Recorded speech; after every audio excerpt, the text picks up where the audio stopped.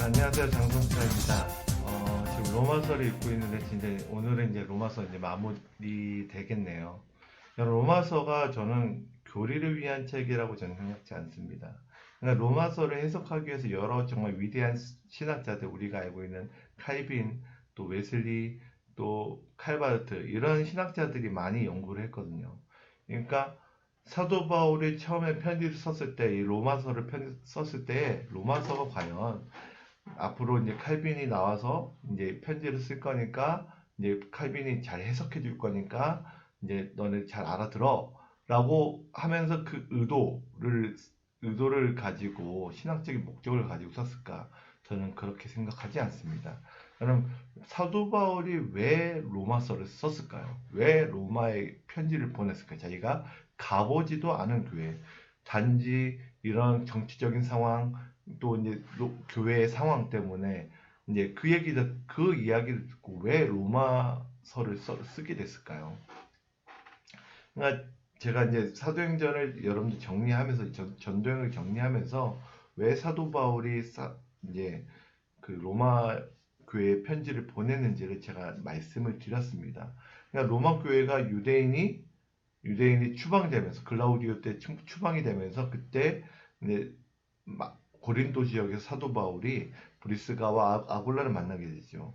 그러면서 나중에 이제 3차 전쟁 중에 이제 로마 교회 이야기를 듣고 고린도에서 쓴 편지가 바로 이제 그 로마서인데, 그때 글라우디오 이후에 네로가 이제 글라우디오의 어떤 추방령을 이제 뭐 받아들이겠다, 계속 계승하겠다라는 얘기가 없었기 때문에 유대인들이 다시 로마로 들어갔습니다. 자기가 살았던 그 로마로 들어갔는데, 문제는 그 5, 6년 동안, 공백 기간 동안 변화된 교회, 그리고 갈등과 대립, 유대인과 이방인들의 대립, 그러면서 분열이 있는 상황, 그러면서 신학적인 문제, 율법에 대한 문제를 다루기 위해서, 그거를 정리하기 위해서 사도 바울이 편지를 쓰게 된 게 바로 로마서입니다.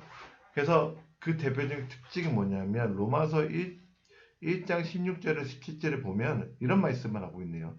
내가 복음 부끄러워하지 아니하노니 이 복음 모든 믿는 자에게 구원을 주시는 하나님의 능력이 된대요.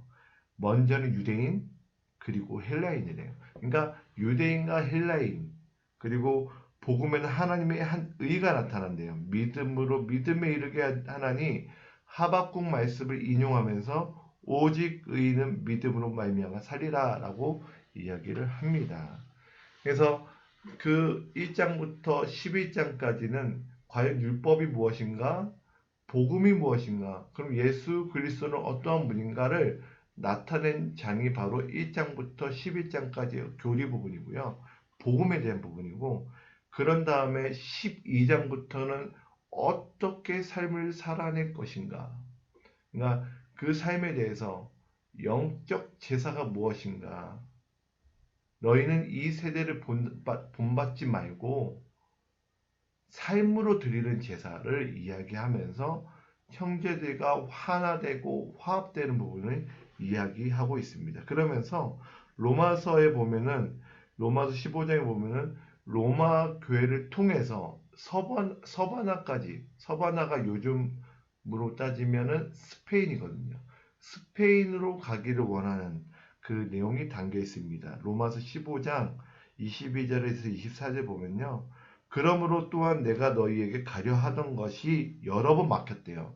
로마 교회로 가려고 했지만 여러 번 막혔다. 이제는 이 지방에 일할 곳도 없고, 또 여러 해 전에 언제든지 서바나로 갈 때에 너희에게 가기를 바라고 있었으니, 그러니까 서바나를 로마를 통해서 가려고 했던 것 같습니다. 스페인 지역을. 이는 지나가는 길에 너희를 보고 먼저 너희의 사귐으로 얼마간 기쁨을 가진 후에 너희가 그리로 보내주기를 바람이라. 마치 안디옥 교회처럼, 안디옥 교회가 다른 지역으로 복음을 파송했잖아요. 전하도록 아시아 쪽을 갈 수 있도록 파송했잖아요. 로마 교회가 그런 역할을 해주길 바랬던 것 같아요. 그래서 로마 교회를 통해서 파송을 받고 이제 서바나가 그 당시에 땅끝이라고 그러니까 온 유대와 사마리아와 땅끝이 어디냐? 이 당시에는 모든 사람들이 서바나라고 생각했어요. 그러니까 스페인이라고 생각했습니다. 그곳이 땅끝이다라고 생각했기 때문에 땅끝까지 복음을 전하러 가려고 하는 사도 바울의 열정을 볼 수가 있습니다. 이 로마서의 전체적인 내용을 누가 썼냐? 바로 더디오라는 사람이 썼는데요. 로마서 16장 22절에 보면은 이 편지를 기록하는 나 더디오도 주 안에서 너희에게 문안하노라. 더디오라는 사람이 누군지 모르겠지만 사도 바울의 동역자라는 것은 우리가 알 수가 있습니다. 그리고 이 편지를 누구에게 들려서 보냈냐? 바로 베베 집사님 통해서 이제 전달되어진 것 같습니다. 로마서 16장 1절에 내가 갱그리아 교회의 일꾼으로 있는 우리 자매 베베를 너에게 추천한다 라고 하면서 보내는데 16장에 보면 문안하는 인사가 많은데 문안하는 인사의 특징 보면 교회예요.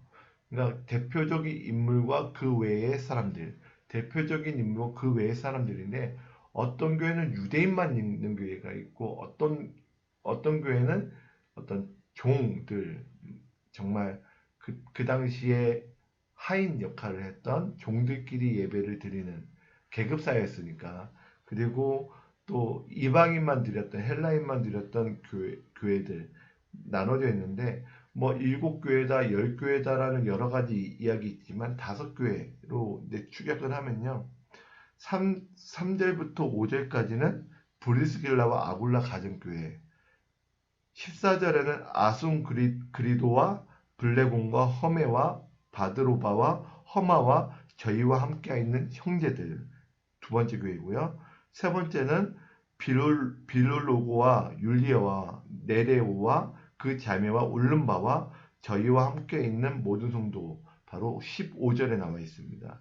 그 다음에 10절에 아리스토블로 권속에 있는 그리스도인들 11절에 나기수 권속에 있는 그리스도인들 그러니까 이들끼리 예배를 드렸던 상황이었던 것 같습니다. 그래서 이 상황 가운데 로마의 교회에 편지가 보내졌기 때문에 여러분들 그 로마 교회 그냥 단순히 교리로만 보지 마시고 정말 복음이 무엇인가, 복음에는 차별이 있는가 없다라는 것이죠.